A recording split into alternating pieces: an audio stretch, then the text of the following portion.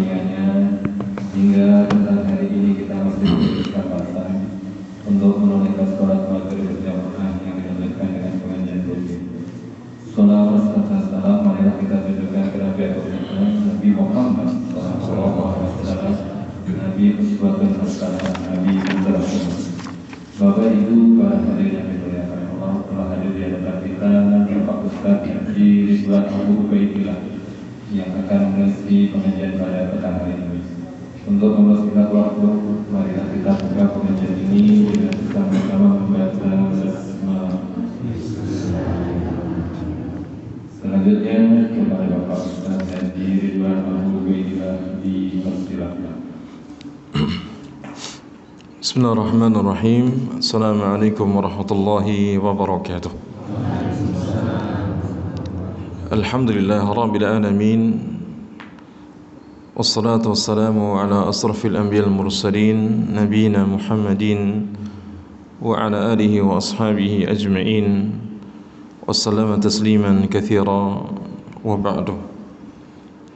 Ayuhal ikhwatal iman wa akhini fillah wa akhwati fillah, hadirin wal hadirat jamaah salat maghrib yang kemuliakan, kembali kita memuji Allah Subhanahu wa taala yang dengan segala nikmat dan taufiknya melimpahkan kepada kita kesempatan kembali untuk bersua, berkumpul dalam majlis yang kita cintai ini, melanjutkan pelajaran kita tentang pembahasan hadis-hadis yang berkaitan dengan masalah akhlak dan adab yang disarikan dari kitab Bulughul Maram min Jam'i Adillatil Ahkam. Dan kita masih membicarakan hadis yang pertama, yaitu berkaitan dengan hakul muslim alal muslim sittun. Hak seorang muslim atas muslim yang lainnya ada 6. Ya. Di mana Nabi menyebutkan yang pertama adalah idza laqitahu fasallim alaihi. Apabila engkau bertemu dengannya, maka ucapkanlah salam. Wa idza da'aka fa'ajibhu, dan apabila dia mengundangmu dalam jamuan makan, walimahan, maka penuhilah undangannya. Wa idza stansahaka fansah lahu, dan apabila dia meminta nasihat kepadamu, maka berikanlah nasihat kepadanya. Kemudian yang berikutnya, wa idza atasa fahamidallah fasyamithu. Jika ia bersin lalu memuji Allah Ta'ala, maka doakanlah untuknya dengan mengucapkan yarhamukallah. Wa idza marida fa'uduhu. Kemudian yang berikutnya, apabila dia sakit maka jenguklah. Wa idza mata fattabi'hu, dan apabila dia mati maka iringilah jenazahnya. Dan di kesempatan kita yang berbahagia ini, kita akan melanjutkan tentang hak yang kedua, yaitu berkaitan dengan jamuan makan atau undangan walimah. Kalimatnya Nabi mengatakan wa idza da'aka fa'ajibhu. Apabila dia mengundangmu, maka penuhilah undangannya. Yang dimaksud dengan undangan di sini adalah jamuan makan. Dan undangan jamuan makan, istilah kita walimahan, itu banyak ya yang menjadi latar belakangnya. Ya, bisa jadi jamuan makan itu adalah karena sebab pernikahan. Ini hukumnya wajib. Ini hukumnya wajib untuk dipenuhi, meskipun nanti kewajiban itu ada syarat-syaratnya. Kemudian ada pula jamuan makan karena misalkan khitan, walimatul khitan. Kalau yang seperti ini hukumnya sunnah. Kemudian menempati rumah baru, ada jamuan makannya, walimahannya kita diundang, ini hukumnya sunnah. Ya. Demikian pula ketika akikohan, kelahiran anak, ya, ketika usianya 7 hari, maka kemudian diadakan akikah, ya, menyembelih kambing. Maka ini juga hukumnya apa? Sunnah. Mengadakan walimahannya sunnah. Maka mendatanginya juga sunnah. Atau yang disebut dengan walimah karena baru saja pulang dari perjalanan ketaatan, safar ketaatan. Ya, safar ketaatan. Contohnya apa? Haji misalkan atau umrah. Ya, ini boleh. Ya, untuk mengadakan jamuan makan di situ. Ya. Dan hukumnya sunnah. Tidak sampai diwajibkan. Dan ada pula walimah-walimah, jamuan-jamuan makan yang sebabnya bukan yang tadi. Ya, misalkan karena kenaikan pangkat jabatan misalkan, atau kelulusan, ya, yang seperti ini boleh untuk diadakan, namanya jamuan makan. Hanya saja di sekian banyak walimah itu yang wajib di pandangan para ulama adalah yang berkaitan dengan jamuan makan pada saat acara pernikahan. Kata Nabi sallallahu alaihi wasallam, syarrut ta'am ta'amul walimah yumna'uha man ya'tiha wa yud'a ilaiha man ya'baha. Seburuk-buruk jamuan makan walimah itu adalah jamuan walimah acara pernikahan yang hanya mengundang orang-orang yang tidak membutuhkannya, tidak butuh dengan makanan, itu orang-orang kaya. Sementara mengabaikan orang-orang yang membutuhkannya, itu orang-orang miskin. Ini seburuk-buruk jamuan makan pada acara walimah. Jadi yang miskin nggak diundang, tapi giliran yang kaya diundang, karena yang diarepi amplopnya ini. Ya. Padahal pernikahan ini adalah pintu pertama membuka mahligai rumah tangga, yang sangat diharapkan adalah doa keberkahan. Ya, doa keberkahan. Karena setiap yang hadir disunnahkan untuk mengatakan barakallahu laka wa baraka alaika wa jama'a bainakuma fi khair. Ada yang kangen enggak doa ini? Enggak. Oh, berarti enggak mau nambah ini. Ya, barakallahu laka wa baraka alaika wa jama'a bainakuma fi khair. Ini doa yang langsung dari Nabi sallallahu alaihi wasallam. Dan ini sebaik-baik doa ketika terjadi yang namanya akad nikah.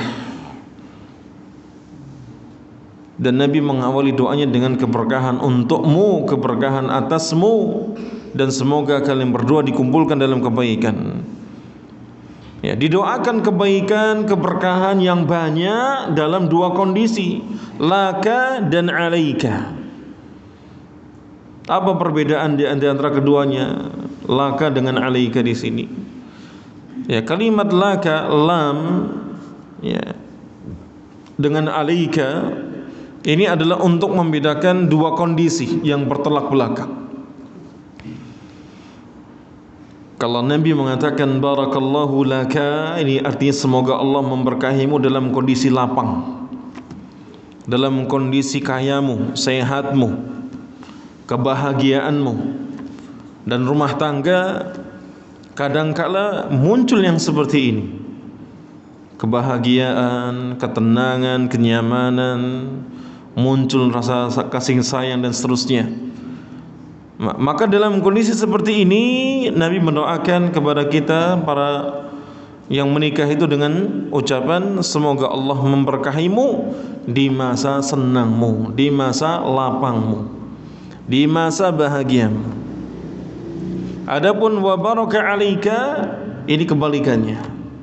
Meskipun engkau dalam kondisi susah, berat, ya, merangkak-rangkak misalkan, ya, bahkan dalam kondisi sulit sesaat apapun itu, tetap Allah berikan keberkahan kepadamu.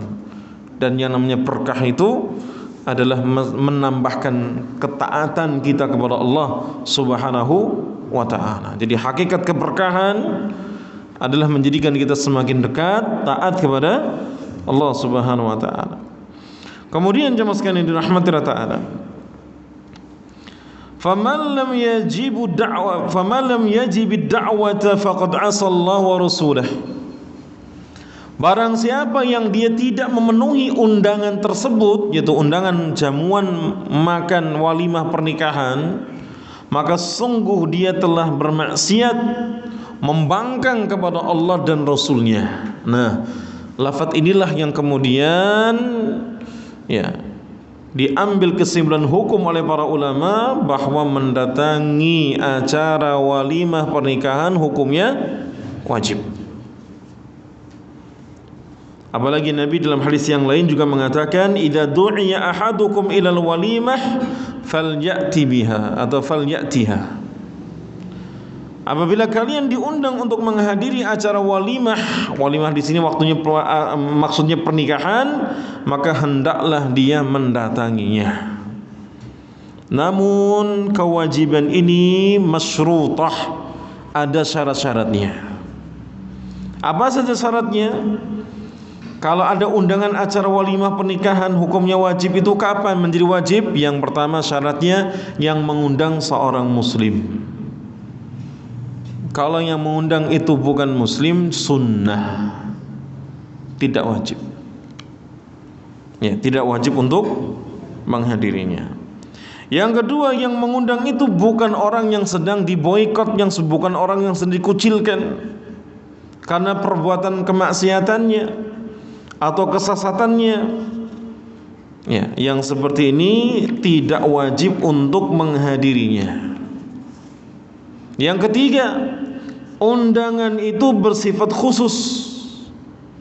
Contohnya misalkan di WA, ya, di SMS, di telepon, besok ada acara walimahan, mohon datang. Atau pakai surat undangan, kertas, diundang dengan nama yang terhormat dan seterusnya. Ya, kalau undangannya bersifat khusus, wajib untuk menghadirinya. Tapi kalau undangannya bersifat umum, misalkan diundang jamaah masjid Al-Manar, acara besok misalkan pernikahan si fulan dengan fulanah, kalau undangannya bersifat umum tidak wajib. Tidak wajib. Jadi menjadi wajib ketika itu khusus. Kemudian yang keempat, syarat yang keempat, kapan walimah pernikahan itu memenuhi undangannya menjadi wajib? Ketika undangan walimah itu terjadi pada hari pertama. Kadang ada orang melakukan acara walimah itu sampai 3 hari 3 malam. Hari pertama, hari kedua, hari ketiga misalkan. Karena orang penting biasanya dibuat jadwal demikian. Yang wajib itu yang hari pertama. Kalau seandainya kita diundang kok ternyata hari kedua, maka itu tidak wajib menghadirinya. Tidak wajib untuk menghadirinya. Kita jatuh hari kedua, hari ketiga, itu tidak wajib. Tapi kalau pas hari hanya, maka kita ya, hari pertama itu maka wajib untuk kita menghadirinya. Yang berikutnya, tidak memberatkan, seperti harus melakukan persafar yang jauh, mengeluarkan biaya yang besar. Ini termasuk di antara uzur yang membolehkan dia tidak perlu menghadirinya. Hukumnya sunnah. Termasuk apa? Termasuk bila mana yang memberatkan itu adalah gara-gara amplop, akhirnya nggak datang.